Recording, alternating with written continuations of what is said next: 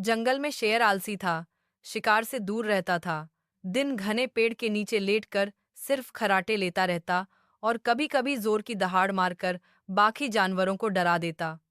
जब भूख लगती तो वो खरगोश, हिरन या बंदर को बुलाकर कहता, सुनो, आज मुझे बहुत भूख लगी है।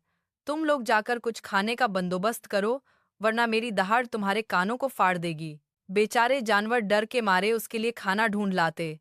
कभी आम, कभी केले, कभी शिकार का गोश्त। शेर खुश होकर सब खा लेता और फिर खर्राटे मारने लगता।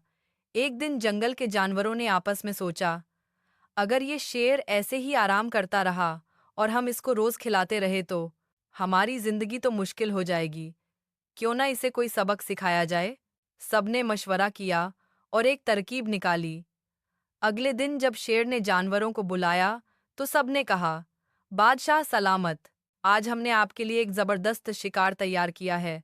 आपको सिर्फ वहां जाकर खाना है। शेर खुश हो गया और बोला, वाह, तुम सब तो बड़े वफादार हो, मुझे वहां ले चलो। वो सब शेर को जंगल के बीच में एक बड़े गड्ढे के पास ले गए। ऊपर घास डालकर उसको ढक दिया गया था। शेर जैसे ही वहां पहुंचा, जोर से बोला, चलो मुझे खाना दिखाओ। जैसे ही वो आगे बढ़ा, गड्ढे में धड़ाम से जा गिरा। जानवर सब जोर जोर से हंसने लगे।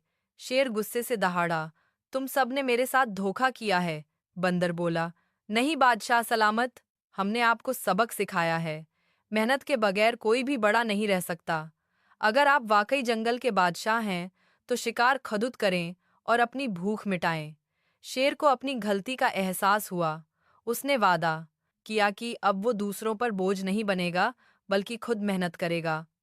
उस दिन के बाद शेर खुद शिकार करता और बाकी जानवर भी सुकून से रहने लगे। सबका मेहनत के बगैर कोई भी कामयाब या इज्जतदार नहीं रह सकता। कामचोरी हमेशा नुकसान देती है।